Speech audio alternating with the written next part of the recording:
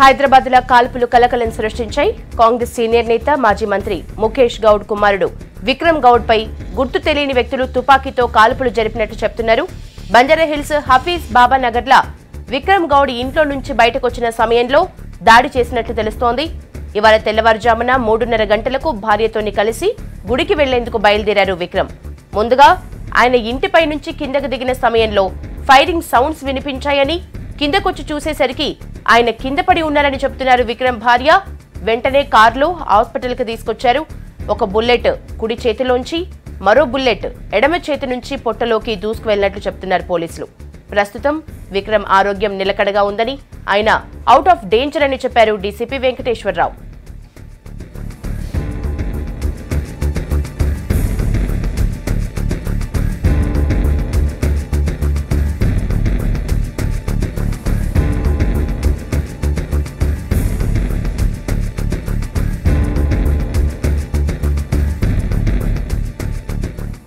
మూడున్నర ప్రాంతాన మరి అతని వైఫ్ బ్రహ్మ ముహూర్తం ఉంది, ఏదో అక్కడ దగ్గరలో ఉన్న దర్గాకి కానీ ఇక్కడికి మరి అక్కడున్న పెద్దమ్మ గుడికి కానీ వెళ్ళాలని నిర్ణయించుకొని మరి వాళ్ళంతా తయారై అతను కూడా రాత్రి ఇక్కడికి వెళ్ళి 2:30కి వచ్చినారని తెలుస్తుంది.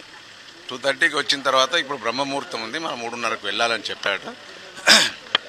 అప్పుడు అతను తయారై అతను కిందికి దిగి అతనితో పాటు అతని భార్యను కూడా కిందికి రమ్మని చెప్పి వెళ్తున్న సందర్భంలో అక్కడ ఇన్సిడెంట్ అయింది. 2 సౌండ్లు వచ్చినాయని చెప్తున్నారు. బట్ భార్య కూడా ఏం గమనించలేదట. అక్కడికి వచ్చేసరికి కింద పడి ఉన్నాడు అని అంటున్నారు. బట్ దీనికి అంతా కూడా సీన్ ఆఫెన్స్ వెరిఫై చేస్తున్నాం. అతన్ని అడిగితే కూడా సరైన సమాధానం చెప్పడం లేదు. సో ఈ పూర్తి వివరాలు సేకరించిన తర్వాత కానీ మనం ఫర్దర్ చెప్పడానికి రెండు కూడా right hand and left hand. Right hand నుంచి ఎంట్రీ ఉన్నది, ఎగ్జిట్ ఉన్నది.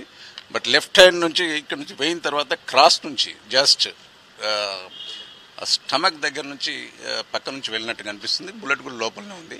డాక్టర్ చెప్పేదాని ప్రకారం అయితే అవుట్ ఆఫ్ డేంజర్ అంటున్నారు. ఇంట్లో ఇద్దరే ఉన్నారు. బట్ జరిగిన విషయాలు తెలుసుకోవాలి కదా. అంటే రైట్ లెఫ్ట్ అన్నారు, వెరిఫై చేస్తున్నాం. ఇంకా ఇప్పుడే ఇంకా ఇన్వెస్టిగేషన్ పరిశోధనలో ఉంది. ఏం జరిగిందో కూడా పూర్తి వివరాలు తెలియలేదు. But is and out of danger అని డాక్టర్స్ చెప్తారు. అది వెరిఫై చేస్తున్నాం. వీళ్ళు వెరిఫై అతనికి వెరిఫై చేస్తున్నాను. ఇప్పుడే చెప్పినారు వెపన్ లేదు అని అంటున్నారు. బట్ వీళ్ళు వెరిఫై.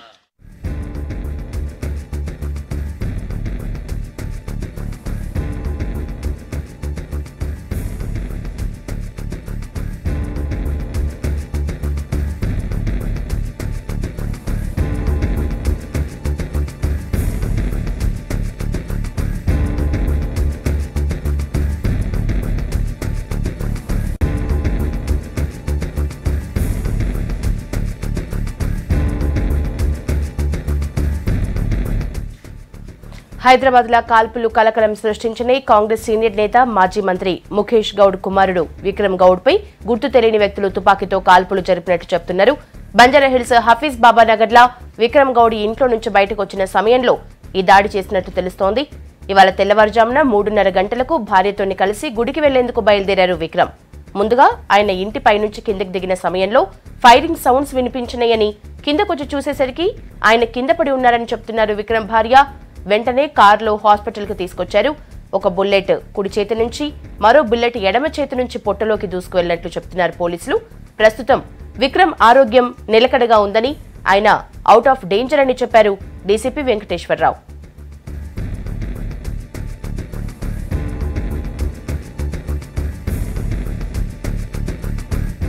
అప్డేట్ సంపత్ అందిస్తారు. సంపత్, అసలు ఏం జరిగింది? ఈ కాల్పులకు కారణం ఏంటి?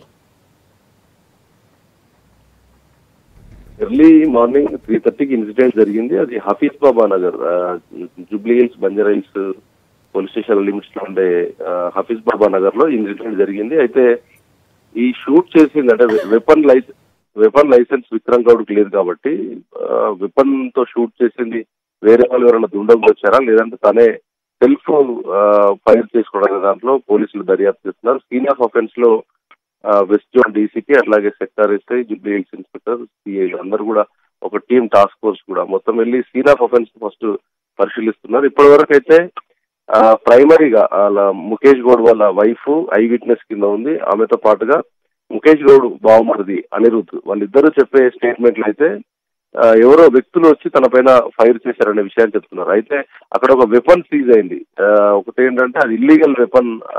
ముఖేష్ గౌడ్ కుప్పకూలిపోయిన ఇన్సిడెంట్ దగ్గరే ఆ వెపన్ పడిపోయింది. ఆ వెపన్ సీజ్ చేశారు. అంటే కామన్ గా ఎప్పుడైనా కానీ ఏదైనా ఫైరింగ్ జరిగినప్పుడు వేరే వాళ్ళు ఎవరైనా అగంతకులు కానీ ఎవరైనా అన్నోన్ పర్సన్స్ వచ్చి ఫైరింగ్ చేసినప్పుడు వాళ్ళు ఫైర్ చేసి అక్కడ నుంచి పారిపోవడానికి ఆస్కారం ఉంటుంది. వెపన్స్ అక్కడ వదిలే అవకాశం ఉండదు. కాబట్టి ఒక క్లూని పోలీసులు తీసుకున్నారు. వాళ్ళు చెప్పే స్టేట్మెంట్ లో వాస్తవం ఉందా లేదా, అట్లాగే ఎక్కడెక్కడ బుల్లెట్లు దిగేదాన్ని కూడా మొత్తం పరిశీలించారు. అవుట్ ఆఫ్ డేంజర్ లోనే విక్రమ్ గౌడ్ ఉన్నాడు. గతంలో చాలా సార్లు భూ వివాదాలు, సెటిల్మెంట్ల వివాదాల్లో విక్రమ్ గౌడ్ పైన ఆరోపణలు వచ్చాయి. కొన్ని కేసులు కూడా నమోదయ్యాయి.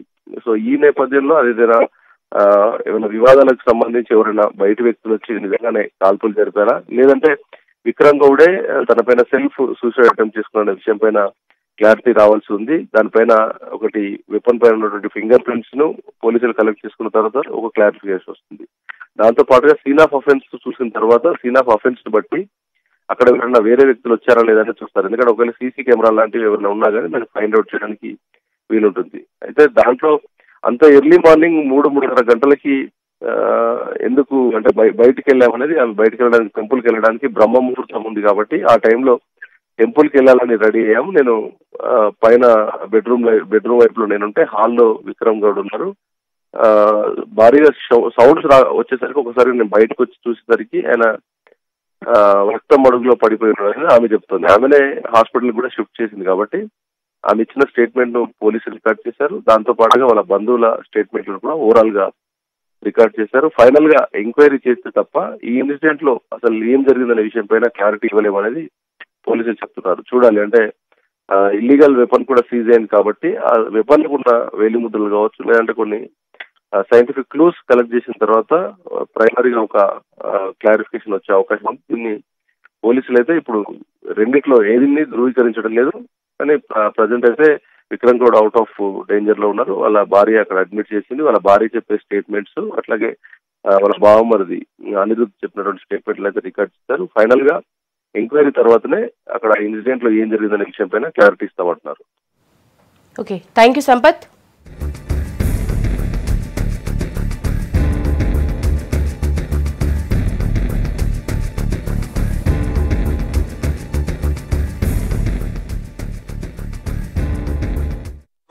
ప్రాంతాన మరి అతని వైఫ్ బ్రహ్మ ముహూర్తం ఉంది, ఏదో అక్కడ దగ్గరలో ఉన్న దర్గాకి కానీ ఇక్కడికి మరి అక్కడ ఉన్న పెద్దమ్మ గుడికి కానీ వెళ్ళాలని నిర్ణయించుకొని మరి వాళ్ళంతా తయారై అతను కూడా రాత్రి ఇక్కడికి వెళ్ళి 2:30కి వచ్చినారని తెలుస్తుంది. 2:30కి వచ్చిన తర్వాత ఇప్పుడు బ్రహ్మ ముహూర్తం ఉంది, మనం 3:30కు వెళ్ళాలని చెప్పాడు. అప్పుడు అతను తయారై